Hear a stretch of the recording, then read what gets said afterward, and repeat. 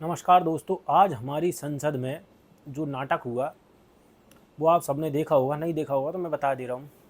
पहले हमारे जो एक हैदराबाद के सांसद हैं उनने आके एक दूसरे देश के समर्थन में नारे लगा दिए शपथ ग्रहण के साथ में। और इसके बाद फिर अलग अलग सांसद जो है वो अलग अलग प्रकार के नारे लगाते रहे, मगर सबसे इंटरेस्टिंग उसमें एक था कि जो बरेली के सांसद थे गंगवार जी, उनने एक बहुत सही नारा लगाया। इसके बाद जो विपक्ष था वो चिल्लाने लगा संविधान के खिलाफ है, संविधान के खिलाफ है। भाई संविधान के विरुद्ध कौन सी चीज़ है कौन सी नहीं तुम डिसाइड करोगे जी। और एक चीज़ मैं बताता हूँ, उनने कहा था हिंदू राष्ट्र, तो हिंदू राष्ट्र कहना क्या गलत है भाई। इस देश के दो टुकड़े हुए थे, एक हिंदुओं के लिए बना था और एक मुसलमानों के लिए बना था। तो मुसलमानों वाला जब इस्लामिक राष्ट्र हो सकता है तो इस देश में हिंदू राष्ट्र नारा लगाना गैर संवैधानिक कैसे हो गया भाई। अब आप इस देश में जो हिंदुओं के लिए बना था, भाई दो हुए थे ना, कांग्रेस और मुस्लिम लीग के बीच तो समझौता हुआ था कि भाई एक हिंदू राष्ट्र होगा और एक मुस्लिम राष्ट्र होगा, क्लियर हुई थी। और अब तुम कह रहे हो उसे गैर संवैधानिक है।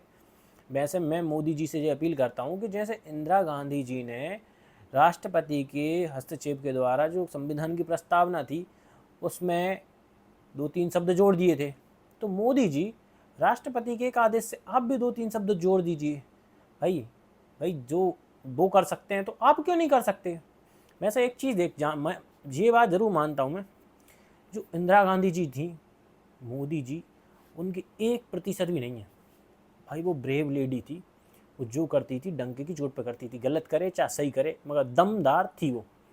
और मोदी जी आप जो करते हो वो इतने ऐसे तरीके से करते हो कि समझ में ही नहीं आता, भगवान जाने क्या कर रहा है और करने का कोई परिणाम ही नहीं निकलता।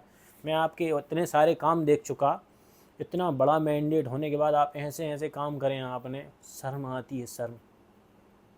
खैर मोदी जी, अब आप पहले रमेश बिधूड़ी जी के साथ खड़े नहीं हुए, अब आप खड़े होना सीखें, गंगवार जी के साथ खड़े होना सीखें।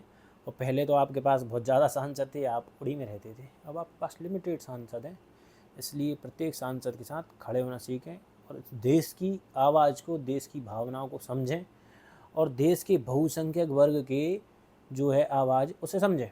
और एक चीज़ और मैं इसमें जोड़ना चाहता हूँ कि बीजेपी ये वाला चुनाव कांग्रेस से कब पिछड़ गई।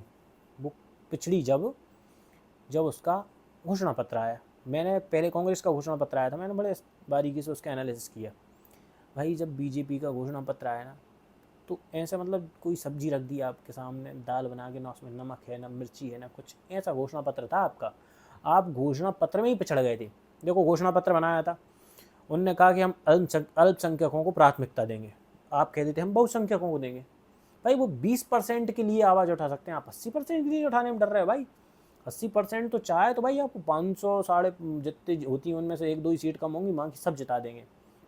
ज़्यादा ज़्यादा दो चार सीट कम होंगी, सब आप मतलब लगभग तुम्हारी आती 520 525 सीटें ऐसी आती अगर तुमने ढंग से घोषणा पत्र ही बनाया होता। उनने कहा कि हम अल्पसंख्यकों को लिए प्राथमिकता देंगे, आप भी कह रहे थे हम बहुसंख्यकों को लिए देंगे। आप कह रहे थे कि भाई हम बहुसंख्यकों के लिए स्पेशल कानून बनाएंगे, बहुसंख्यकों की सुरक्षा के लिए एक स्पेशल एक्ट लेके आएंगे। भाई आपने कहा ही नहीं, आपने कहा ही नहीं कि हम 1991 का वार्षिक एक्ट को चेंज करेंगे। आप किस बात से डर रहे थे।